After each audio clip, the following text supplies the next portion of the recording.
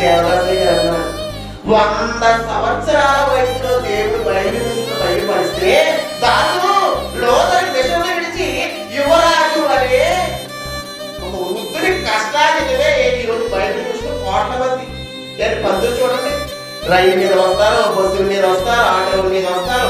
ఈ మహోత్సవాల కొరకు ఎన్నో విత్తన ప్రార్థనలు, ఎంతో ప్రయాస. ఒక వృద్ధుని యొక్క మందిరి యొక్క దేవదాసు అంటే దేవుడు తోడుకొచ్చంట. దేవదాసు ఆనాడు ఒక్కడవే అన్నావే. చూసేవారి పిల్లలు ఆ పందులు చూసట దేవదాసయ్య గారు మురిసిపోతారంటండి. ఏమవుతారంట? మురిసిపోతారు. ఇంతమంది కోట్ల మంది అయ్యారు నీ సమూహము, ఆనాడు ఒక్కడవే అన్నావు.